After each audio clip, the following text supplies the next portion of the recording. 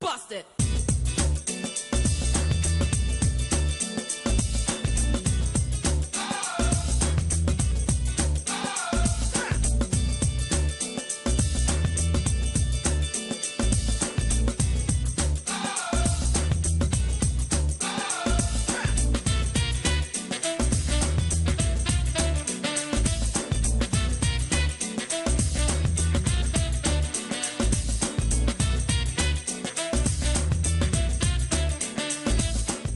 Hello out there, thanks for joining us on Political Platform this morning. Thank you so much. For those also joining us on AIT Abuja by 6 p.m., thank you so much.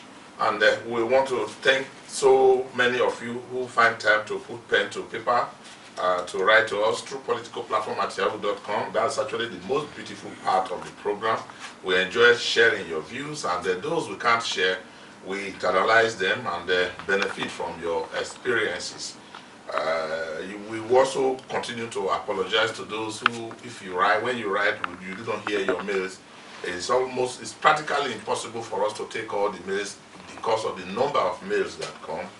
But we want to encourage you to go straight to the point when you want to write to us. Hit the nail on the head and make a suggestion very briefly.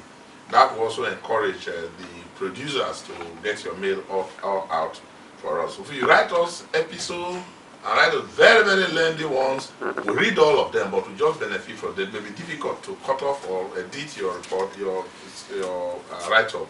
We actually don't want to edit your write-up, we want to read everything just the way you want it and read. But if it's too long, it becomes difficult for us to summarize. Okiri Agbonsuremi is my name. Where the House of Representatives and other members of the National Assembly, friends of Gaba Dubande, the man from Kano who was kidnapped, had to rally round. Are you thinking of what I'm thinking about? Now the kidnappers will know that if you kidnap a senator or a House of Representatives member, all of them will come together and pay money. That is the lesson that is the message we are sending out. Very, very wrong message. And unfortunately, it's like we have said on this program, it does appear we are all helpless in this situation. You do not know what is going to happen. Now, from the pepper sellers, from the akara sellers who have been kidnapped in Enugu and Ibini, we get to the National Assembly members and their children who have also been kidnapped, and top government officials, commissioners in Cross River, and school children in Lagos. The kidnapping business is growing, and it does appear that it is the most viable business that many of the criminals are taking to. Unfortunately, that is the situation, as ugly as it is, as I've said it. It does appear that those who have lost out in the armed robbery and the other areas who don't find the money anymore take to kidnapping. But good enough, the police say they are on top of the matter. 3 persons were arrested in Lagos, in Benin, over the kidnapping in Lagos, and they said they have confessed that they are actually having a profession of it, and we want to commend the police for doing that. But they must do more, work in synergy with these other security agencies. Instead of firing guns and burning down police stations, these quarrels that happen between the agencies, security agencies, police, army, navy, and they fight on the street with the arms provided for them by the taxpayers, they should synergize and work towards the solution that we need to solve these problems of kidnapping. So the House of Representatives member has been released, and the customs yesterday went to the jugular of the customs by amending the customs law. Now the customs DG will now be screened by the Senate. I wouldn't know the rationale behind that, and the commission has been set up to replace the customs board, and the DG must now be an insider, a serving officer. Now when that law becomes operational, assuming the president puts pen to paper and sign that law tomorrow, it means the current DG of customs, who I wouldn't know whether to consider him as an insider now because he has been there, or is he an outsider? Do we still consider him an outsider? Of course, there are a lot of questions to be asked as to whether it was necessary to create a commission in the face of the Orosaye report, the recommendation that we should prune down government agencies.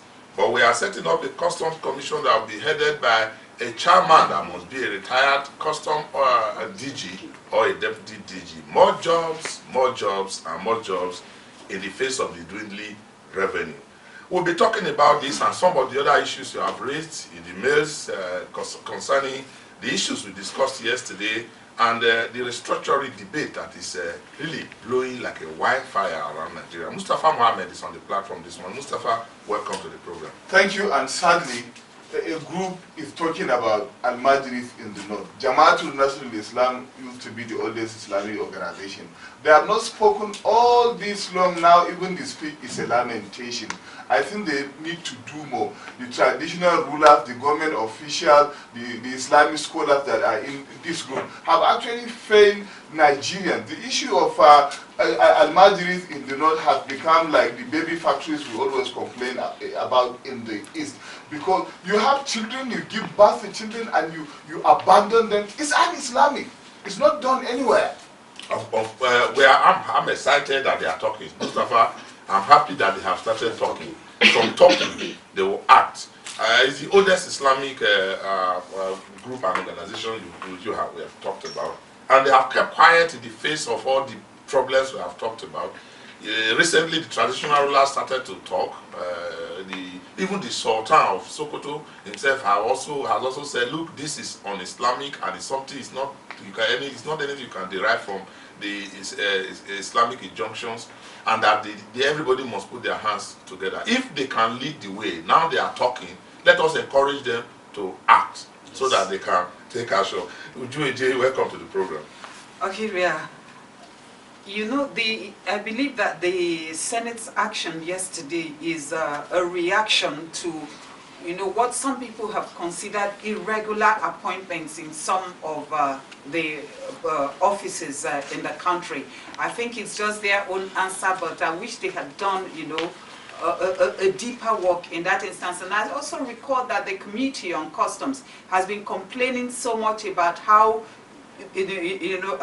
officers of the service are conniving to circumvent a lot of processes within that service, and also revenue leakages, lots of revenue leakages, and I think that it is in the face of that commission was recommended. Maybe if you understand the weight of the problem, then one can understand why the need for the commission. Well, the federal government, through the president and the presidency, fired the first shot and provoked the National Assembly. In so many ways. The Mangu matter is there. They say, look, we don't want this man in that place. According to law, you say, no, we are not relying on Section 171. A lot of things happening, and the Customs DG didn't, also take the matter slowly. He also came up with all the energy that he has. Some person said, with a lot of arrogance, he dismissed everybody and said, I must do it my own way, I don't need to wear uniform, and a lot of... Now if you are in the glass house and you throw stone, the person outside has the right to fire the AK-47 he has against you. That's what is happening here. And Ijoma Osamo, welcome to the program. Thank you, Okiria. But what happened yesterday, a lot of persons will think that the senators, or the members of the National Assembly, what they did, it's like a witch cried last night and the baby died this morning.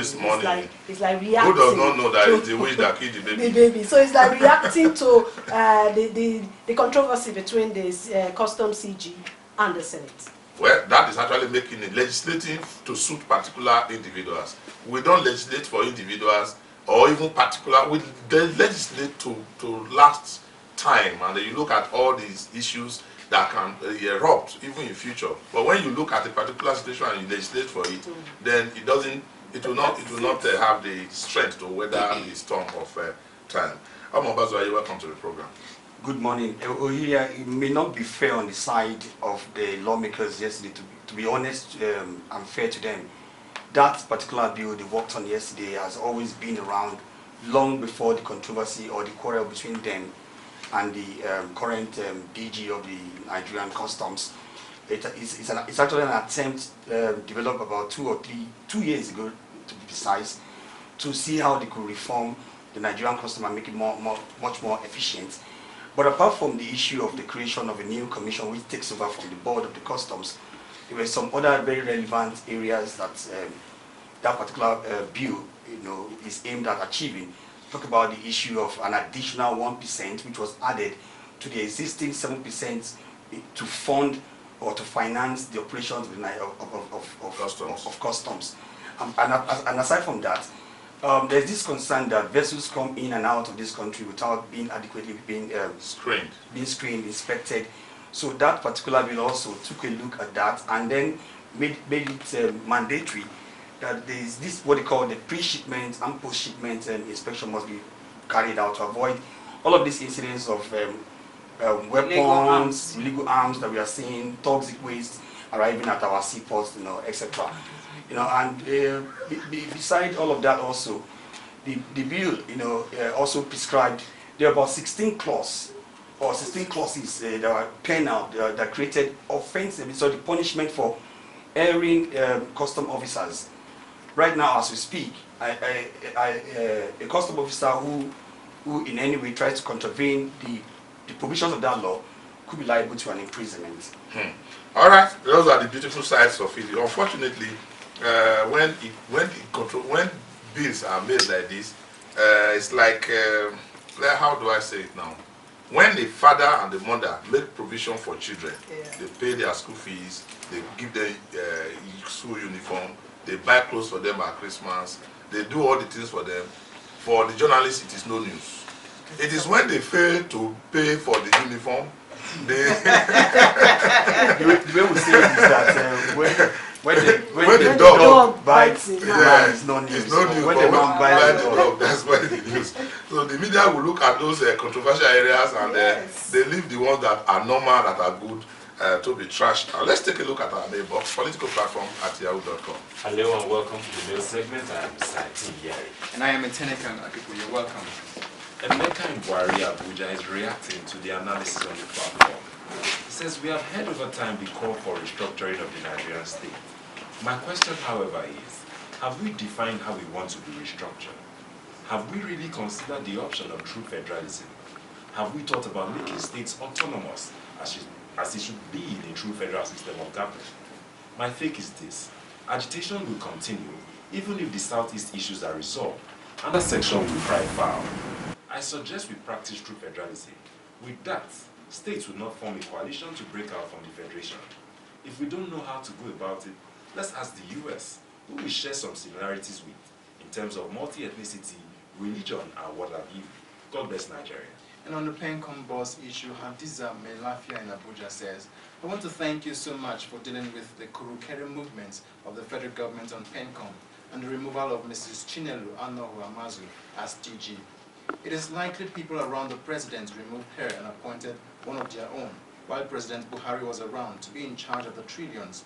Now that acting President Oshibanjo is in charge, he has undone what the other cabal did and appointed his own person, still in clear breach of Section 21, subsection 2 of the Pension Reform Act 2014. It is only in Nigeria that we change a winning team for selfish and ethnic interest, but they should not forget that the money belongs to over 7.4 million Nigerians who are contributing to the contributory pension scheme. God bless Nigeria. Writing on the whistleblowing policy, Alex in Abuja says, if Senator Ekweremadu will know that they are coming to his house a month or two before the raid, what's the point of the raid? Do you think his security personnel sold out that information? Don't you think the time between his complaint and the raid is enough to do away with any incriminating evidence? Why would the police have to wait for this long before going for the raid? What if the whistleblower was right? In Jimmy Jiguri case, that the two whistleblowers were charged to court, I believe nobody will claim to have seen money in a sockaway pit without actually confirming it.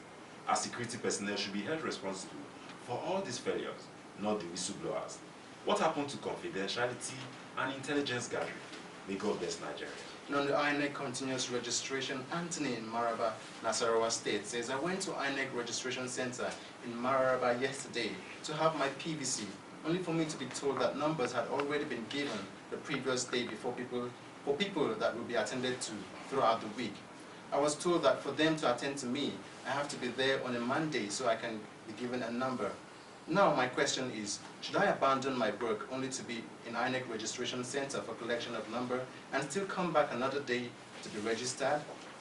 Writing on the bloody clash between the Navy and police, Paul James in Abuja says, the bloody clash between policemen and Navy officers, which led to the loss of lives in Calabar, is very unfortunate and one too many. Why can't there be a spirit de corps and understanding between our security agencies? No matter what the situation is, it shouldn't lead to loss of lives. I call on the federal government to investigate this national embarrassment and prosecute the perpetrators and find a lasting solution to the frequent clashes among the uniformed personnel in Nigeria. And this mail is an appeal to the Vice Chancellor of the University of Ibadan, and it's coming from Fred in Oyo State. He says, "Dear Political Platform crew, please help get this message to the Minister of Education for immediate intervention. Imagine the VC of University of Ibadan closing down the premier university for more than 6 weeks because SCG President, on behalf of about 20,000 students, demanded that student ID cards be made available for his colleagues before first semester examination commences. This has been on for 2 academic sessions. What has happened to the 650 naira each student paid, about 13 million naira per session? Students were making do with obsolete ID cards which are not acceptable for processing important documents such as international scholarship. Please help our people."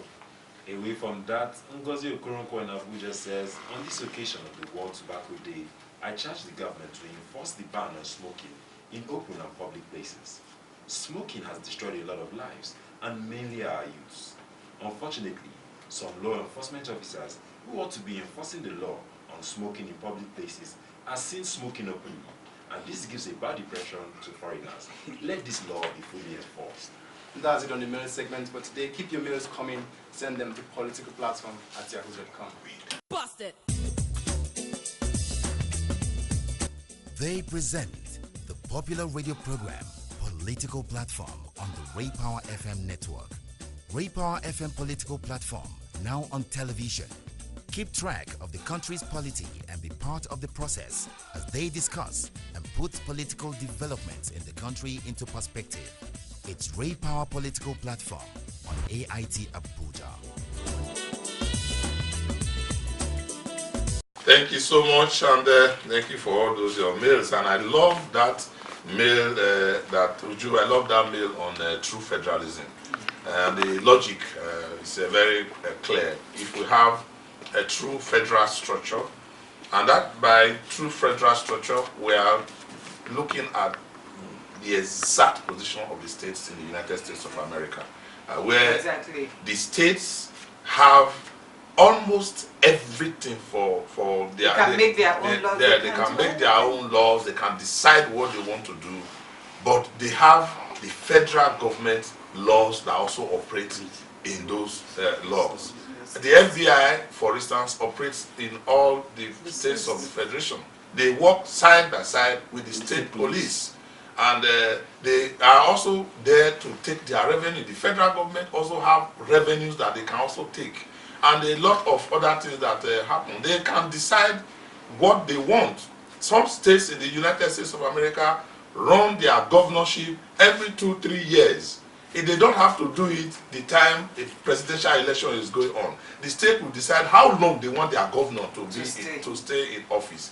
They decide how many policemen they need. They decide their budget. They decide all that they need to do. But if they want a foreigner to stay in their land, they must they must submit to the federal authorities who take charge of currency, of foreign affairs, immigration, and the other things. That is how it's supposed to be. But what we have here is a unitary system foisted on Nigeria soon after the Civil War. When the Civil War broke out, it was like a federal structure that is operated in a unitary form. So it's only probably in Nigeria we are talking of a federal republic of Nigeria, and indeed it is actually a unitary republic of Nigeria that has no, the states were created not the same way states were created in the United States of America, who people come around. There are still people in the United States of America that who are still agitating, they want to have their own. So they go through a process, a referendum, which is also absent in our constitution, a referendum, and everybody come around, they take a look at it to see if they, I think what we require in Nigeria is the opposite. If we have a true structure, we'll have a referendum for mergers of some of these states, because some of the states need to be merged. We don't need to have an Edo state and Delta state. when the two of them can come together. We don't need to have all the states that are scattered all over the place and we have them not able to sustain their economy. We don't need to have the multiplicity of states in the north. Some of them can't even pay salaries.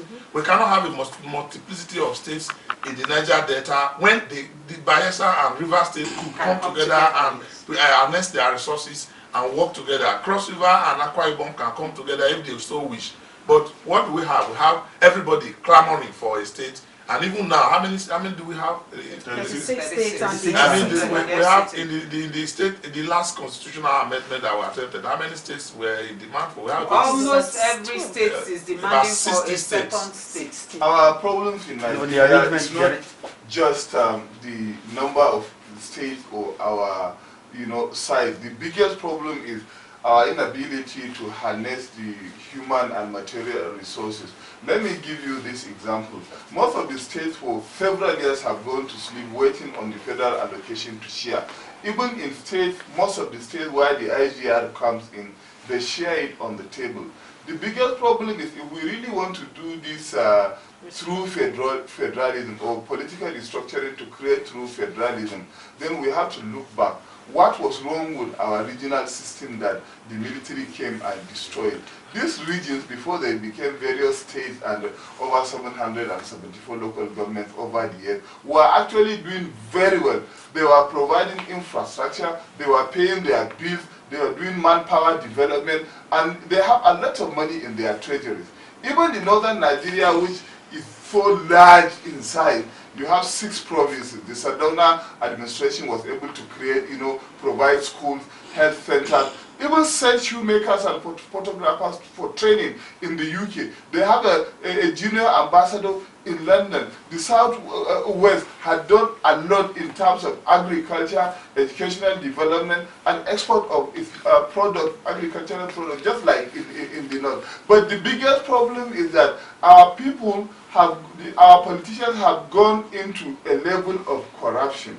Even if we do this through federalism, I'm not against doing the true federalism, but our change of attitude is the only factor that will see us to a greater development. Straight to the point, Mustafa, change of attitude, very, very key.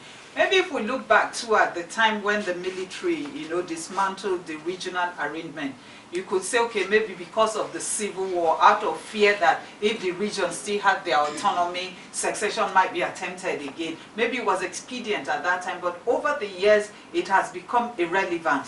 What is relevant is the development of every section of this country. Now, if, like the writer of that mail, said, states can develop. It is very, very important that a person, a group of persons or states should be allowed to develop at their own pace. Like Mustafa said, in the South you have agriculture, let the South face that. In the North you have solid minerals.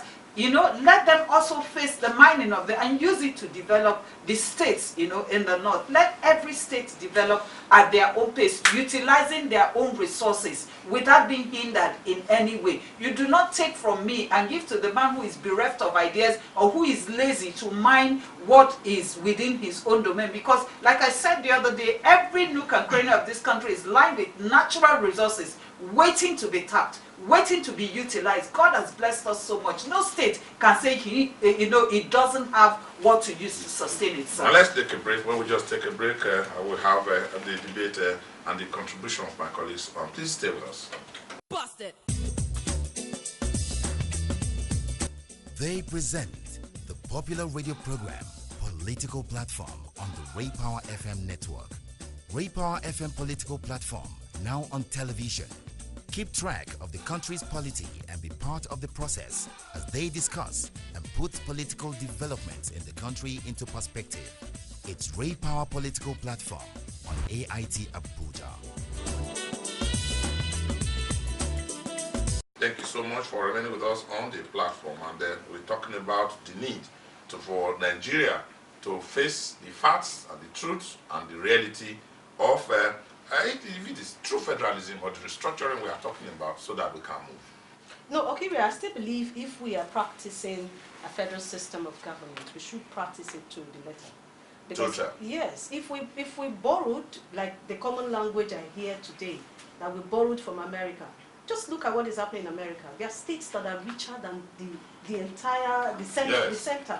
So I think people one are of the states is the sixth largest economy in the I world. think those who are against people calling for restructuring and all that are just doing that because there is no clear definition of the kind of restructure that we want in Nigeria. Nobody has been able, among those that are clamoring for restructuring, to explain to Nigerians, this is the restructuring process that we want. Because now a lot of persons are afraid that when you talk about restructuring, it is trying to divide Nigeria. And if you see what is happening, it is tearing the country apart gradually.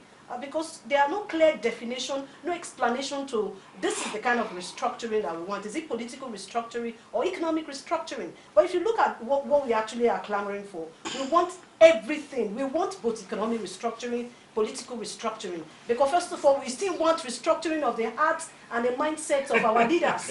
Because that is where we start from, the foundation. All right. The truth, the fact, and the reality which we are talking about is that there is no alternative to these whole arguments of whether or not Nigeria needs to restructure. We need to practice face the facts. Be faithful to the fact that the only solution that is available to us right now is through federalism. The states are already doing it in some way. We have heard stories about how Lagos State, for example, has sacked the VIO, and Kaduna too have sacked the set VIO up their mini security. And trying to set up their own. Yeah. If they don't call it police, but they do police so work. if they could do that, so what else? What else is the whole idea of restructuring we're talking about? States are beginning to take their own destinies, and their fate in their own hands.